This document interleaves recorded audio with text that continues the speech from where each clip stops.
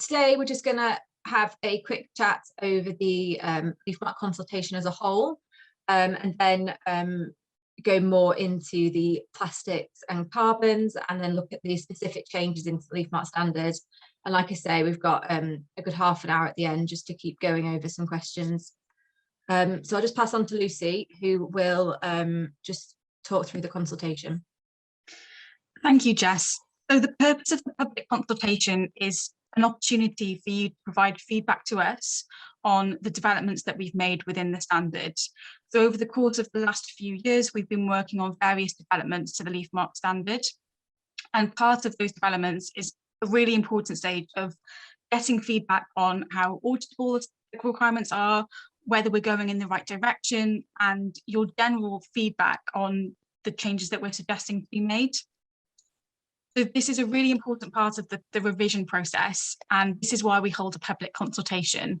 It's open for 60 days, and there's various ways for you to participate in the public consultation. I would suggest going to our webpage, which Jess is going to pop into the chat box, for a full summary of the different ways to get involved. The webinar today is just one mechanism. The first half is more of a communication approach where we're telling you about what we're doing. But then the second half, which is optional to stay and attend, is for a chance for you to discuss the changes we've spoken about, ask questions and give further feedback. And I would also suggest on the website, we do have resources to support you to understand what we're doing and why we're doing that. So we have several summaries of changes, one that's very detailed and another that's shorter if you're short on time. And we've also got the full Leaf Marque standard version 16 draft. And we also just welcome comments in any format. So if you just want to send an email to us on feedback, that's absolutely fine. And you can call too. The consultation is open until the 17th of January. And after that, we will produce a synopsis, which summarises the sort of feedback we've received. And it will also say what action we have taken following that. And then the Leaf Marque standard version 16 will be published on the 1st of October 2022 and come into effect on the 1st of April 2023. So there's a good 6 months before it is coming into effect, to give time for familiarisation with the new requirements. So the purpose of today is to introduce you to why we're doing things, what we're trying to achieve, and we've chosen two very big topical discussions to start us off.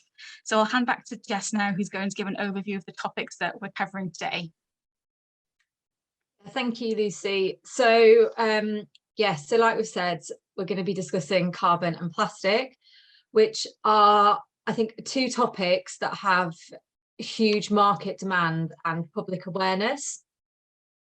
And when we were looking into these topics, we really wanted to focus on more farmer-based solutions and ensure that these changes are both the right thing for the business and for the environment, both now and in the long term.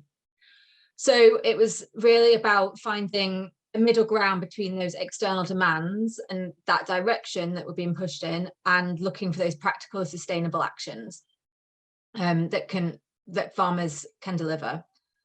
So I think with carbon, I think everyone knows how much focus there is on carbon at the moment, with net zero targets and carbon credits and using carbon footprinting tools. So what we did is we just did a review of the Leaf Marque standard.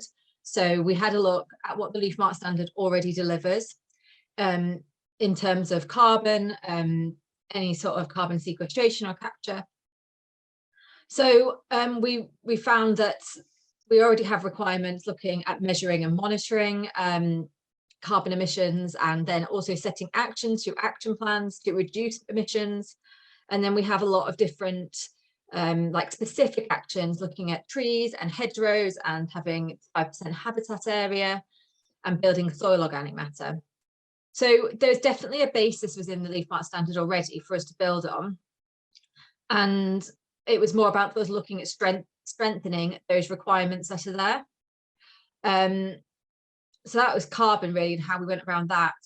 And then with the plastics, I think there was such a huge focus on this, and still is, looking at plastic waste and trying to reduce plastic pollution and the effect on the environment. So we started off a kind of blank page with this and seeing how we could sort of strengthen requirements in this. And we figured that actually it's a bigger solution. So we're looking at waste as a whole and not just plastic. So we're looking at reducing all types of waste or kind of processing that better. So yeah, so now what I'll do is I'll just move on, and then what we're going to do is just look at the more specific changes that are going to be included in the draft standard. So for plastics, like I said, we are aware this is a bigger challenge, so we focus more on waste as a whole. And the intention of these changes were really so that the businesses can start being aware of the waste that is being reduced on farm, therefore then being able to set actions and then measure the improvements on that as well. So we've come up with a new control point that is requiring businesses to have an annual waste audit. So this would include recording the types of waste on farm, the sources, and then how that waste is disposed of or recycled, reduced or reused, and then just update that annually. And then the second new control point for the plastics, which is having a waste audit action plan, which is that sort of continuous improvement element of integrated farm management. And it's all about kind of recognizing where you are with the waste audit and then setting some targets around reducing how much waste is produced or improving how you're reusing or recycling that waste. And also, if possible, whether you can use different materials like biodegradable or compostable plastics as well, and whether you can look at more circular approaches and closing those loops with suppliers.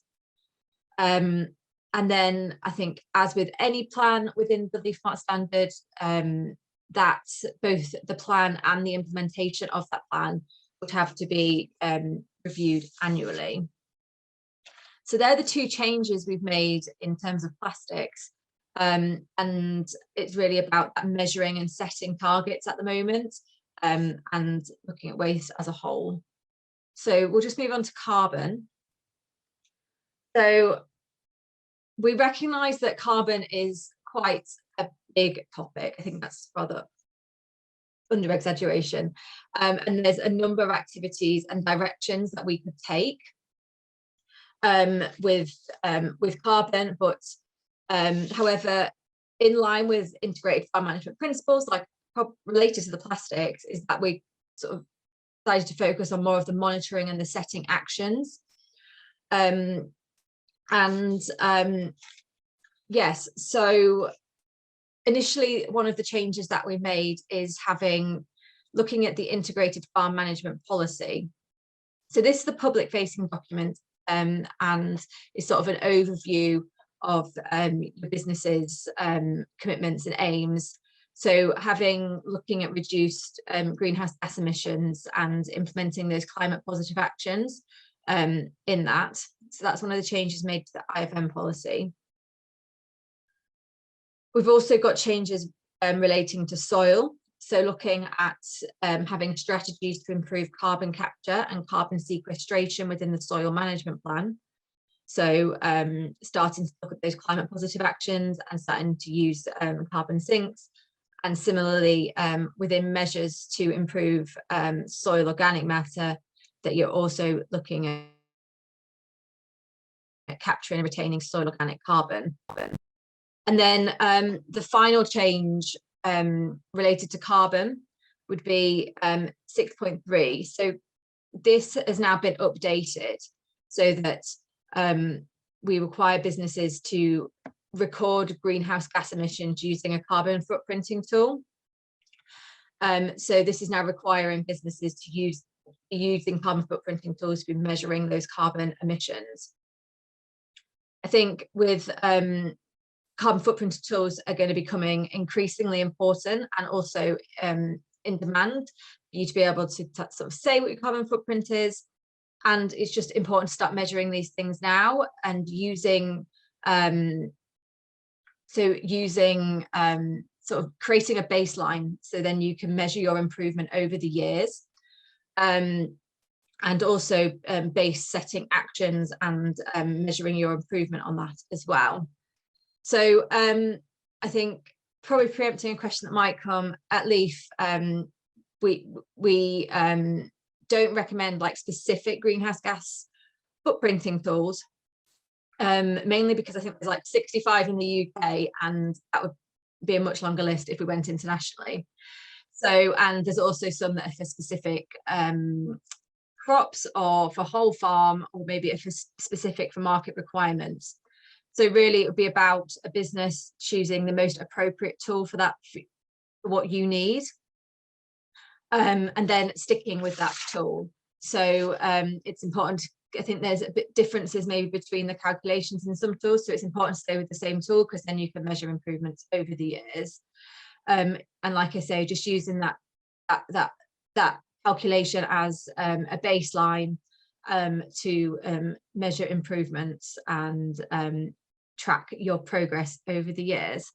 So they would be the key changes related to carbon. So really looking at now using carbon footprinting tools and incorporating carbon sequestration and capture, and then communicating that in the IFM policy. So, and just to add on that carbon footprinting tool, we absolutely recognise that this is a challenge, and there's limitations and benefits of each different carbon footprinting tool. So we're not introducing this in the standard lightly. We appreciate that it's going to require change and additional consideration. But as Jess mentioned, we feel it's so important that each business has our own understanding and a baseline. And yes, there will be nuance in that maybe some of those measurements aren't 100% accurate, and we don't currently know exactly how to measure emissions from a particular aspect of that farm. That's fine, we recognise that, and hopefully with the demand that we're having from the industry in terms of carbon over the next 3 to 5 years, the specifications of the management carbon footprinting tools will improve, and we will adjust the standard accordingly. So this is why we're saying it can be used. Choose the carbon footprint tool that is right for your business. Use it in terms of what resources you have and what's available, and what is best suited to your different crop type and the way that you enter information. That's why we're not defining it, because we recognise that there are those challenges and limitations, but it's just promoting that message that this is so important for each business to have an understanding of what their impact is, even if that measurement is slightly flawed, but with that measurement you can then do so much. So that is why we've added it. thank you, Lucy. Yeah, so I'm now going to pass back to Lucy now to start looking at kind of feedback and questions.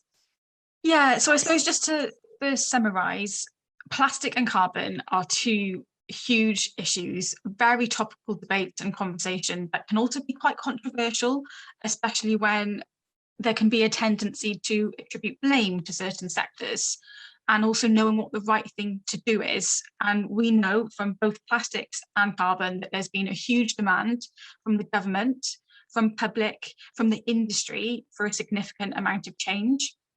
And as a standard setter, we absolutely need to recognise that and move forward and try and identify that middle ground between what can we do and what should we be doing from a sustainability perspective to drive best practice, whilst balancing that with what is achievable for farmers to do, and farmers and growers to do, and what are they already doing really well that we can recognise. So that's the approach that we've tried to take. We've taken a step back. We've thought about, okay, what is the bigger picture of these two issues in terms of sustainability and context? Then we've thought about recognising what's already been done that's really good. So for example, in carbon, we already had reference to carbon in the standard. We just perhaps weren't using the language that is being used in the current narrative on the topic. So once we've recognised what we've done, we then identified the gaps. What did we need to do more to bring forward the standard and bring it up to speed in where it should be from a sustainability perspective, based on the research, the trial audits, and the general finding that we had of those topics. And what we've tried to achieve is farmer-based solutions, and by that meaning solutions that are achievable, realistic, but also drive forward change and are best practice in terms of sustainability.